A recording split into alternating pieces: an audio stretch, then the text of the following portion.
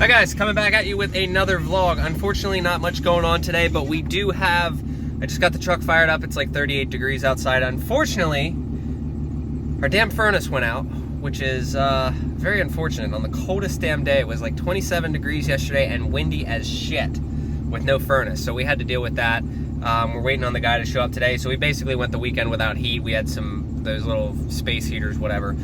So we need to go and get this thing prepared because we do have some long hauls coming up.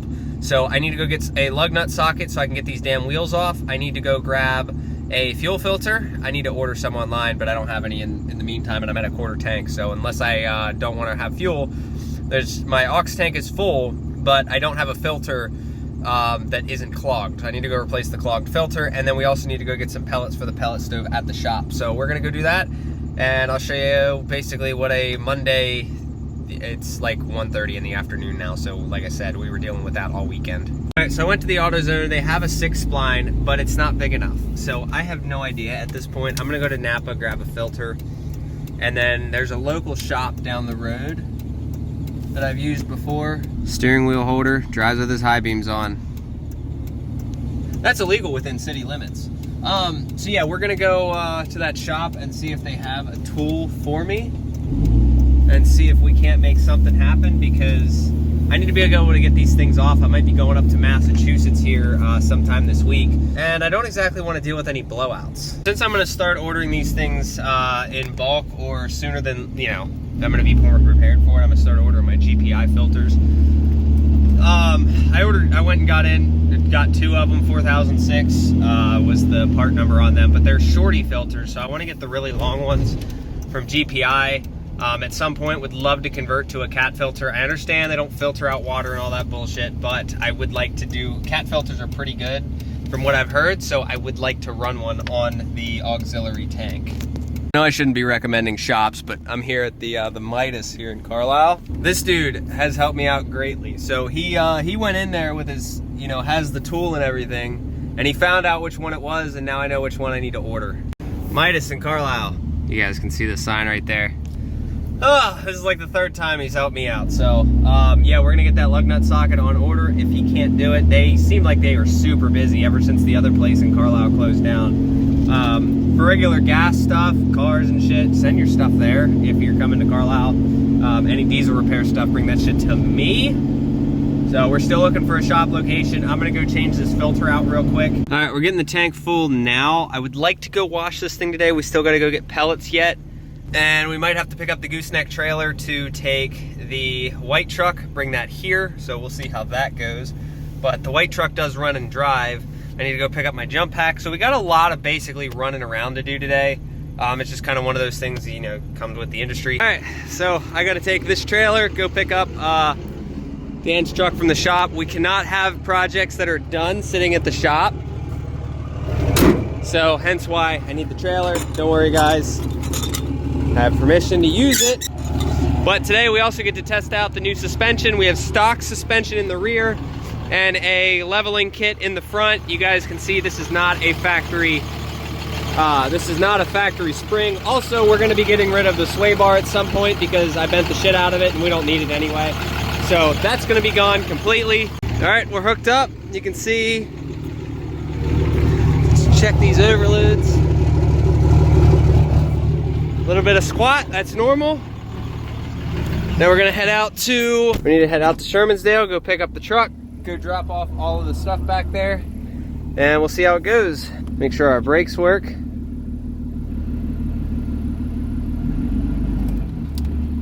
Brakes work great. All right, let's go. All right, trailer has been parked with plenty of room. Now we just run up here and grab this truck. There she is. I'm gonna get this thing fired up, jump packed up, all the crap. I need to grab my straps, my Rhino straps that I recommend greatly. Oh, it's PCM. So I'm gonna take these. Josh kind of got oil all over them for me, so thanks to that. Oh, let's see if she starts. Turn the AC off because it is.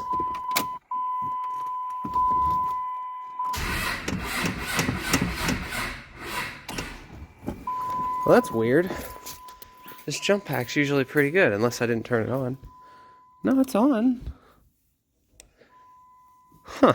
Alright, let's try this again. Okay. This radio is obnoxious because every time I turn it down and the truck restarts, it turns itself right back up. Alright, we got it running. Need to go back it up to the trailer. We'll get the ramps on it and shit. The truck is over there. So I'm gonna go put the ramps down now. That way I can just drive up it. That way we don't have any complaining neighbors. Ramps are out. Truck is ready to go. So this thing is dead as shit. The batteries that are in it are just absolutely fried. The radio stopped working, this stopped working, the alternator's charging, but these batteries are just so bad. They need to get replaced ASAP.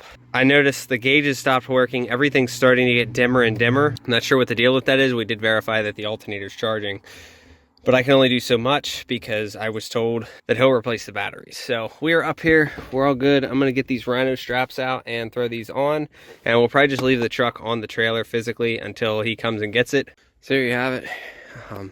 Slowly liking this truck more and more. This is how she's gonna sit with this guy on it. So like I was saying, get these straps on here and we'll head out. And then tomorrow, I'm not gonna carry each one of those bags individually up there.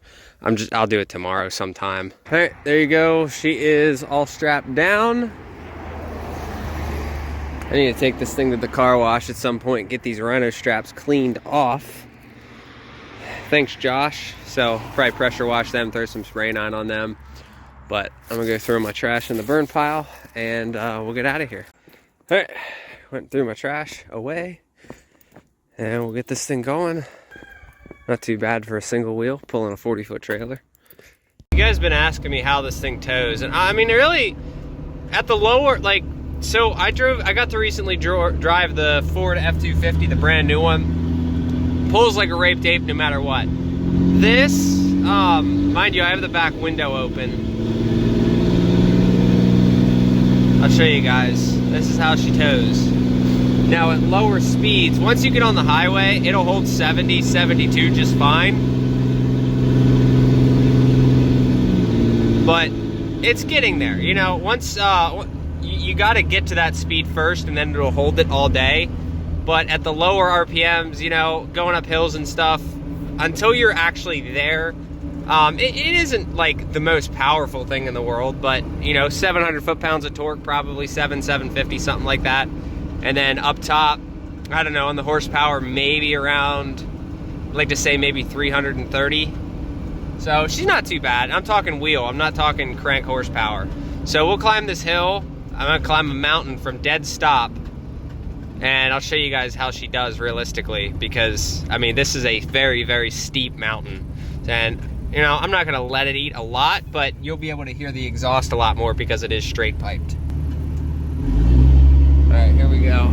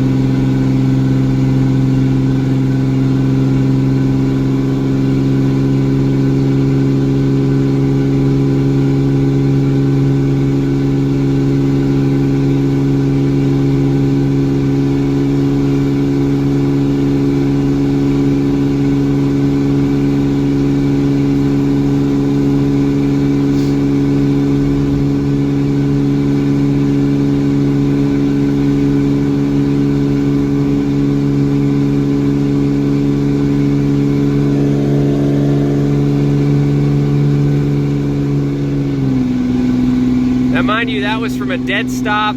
Check engine light is on for the intake air heater performance, but I mean, you guys can see it doesn't move bad from a dead. If I have to climb a mountain from a dead stop, I mean, how many times am I going to have to do that?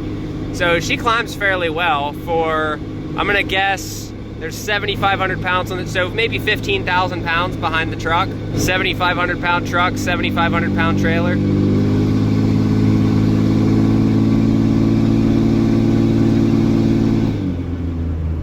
certainly doesn't move like a new truck or a new Ford. Like, those things are just absolutely insane. But like I was saying, once you hit 70, it'll pretty much do 70 all day unless you hit a serious mountain. But there you go. Now we'll go drop this thing off at the yard. That is a nice, I like me some good cab, triple axle even. That is beautiful. Yeah. All right, we're all ready to drop. So other than the running lights, this thing's great. I see a lot of people hating on my choice of location. This is just where I put them. I'm not gonna put that up there and whatnot because it's gonna get in the way of a toolbox if I ever throw one up there. So I need to get this whole bed cleaned out at some point as well. I wanna get everything sprayed off. So what I'm gonna do is I'm gonna pull these straps off and we're gonna tape them and strap them just like this in the bed to certain specific locations so I can clean them off a lot easier. And then I need to put a thing for this because this likes to drip and that's kind of obnoxious. So we'll figure that out. Pain in the ass, but a lot of guys, you guys are asking me why I bought a 4-wheel drive when I hate 4-wheel drive. So for Hotshot, I specifically recommend a 2-wheel drive. For what I'm doing, if I'm just moving cars and trailers back and forth from the yard, I physically need 4 low. Like, to get into this spot alone with a 15,000 pound trailer. It doesn't clear, it's really heavy, and it heats up the transmission if you're just gonna do it in 2-wheel drive. So, that's the reason. If I went back to Hotshot, I'd get a 2-wheel drive dually, stick shift, call it a day. But, unfortunately, I'm gonna be doing less and less Hotshot down the road. If you guys wanna know why, comment below. But to answer your question, Hotshot is an absolute shit show. Most Hotshots out here are as broke as they can get. Same with truck drivers. It's just the industry is so bad right now that it screws the people that are physically needed the most. The guys that are making it out right now are the brokers and everybody above the truck drivers. If you're a truck driver right now, you're getting screwed. It's just a simple fact of the matter. You can literally get a job at McDonald's and take home more money than you physically would as a truck driver. And unless you are a company driver, if you're an owner operator, you're making more money at McDonald's taking it home. So that's kind of why I stopped. And I only run very, very little. Advice I was given, so like I'm gonna put it in park right now. You cannot put the truck in 4 low in park. So 2 people gave me the advice to put my truck in 4 low in park. You cannot do it. It is not possible. Now I can't even get it into 2. There you go. So you have to physically be in neutral to go from 4 low to neutral to 2 high. But my T-Case always grinds doing it. That was the question that I had, but you cannot do it in park. You just can't. I don't know why. All right, we have my straps all laid out like that, pulling the bed in. So what we're gonna do, I wanna get those sprayed off. This thing is unstrapped, obviously, because the straps are over there. This one's a 3500. This is the only difference between a 25 and a 35. 2500 has 4 leaf packs and 1 overload. 3500 has these on top and this guy here, and a spacer between the top and the bottom leaf pack. That is the only difference between a 25 and a 3500 single wheel. So in theory, this truck, actually not in theory, like factually, on paper, this truck is a higher capacity rated truck than this one, even though that's a short bed. And funny enough, the best trucks to get are a single cab, long bed, because those you will get your highest capacity out of. All right, so it's 46 degrees outside. I'm gonna show you before and after. I don't know if I'm gonna wash the truck or just the bed, but I'd like to get at least these straps and the bed kind of cleaned out.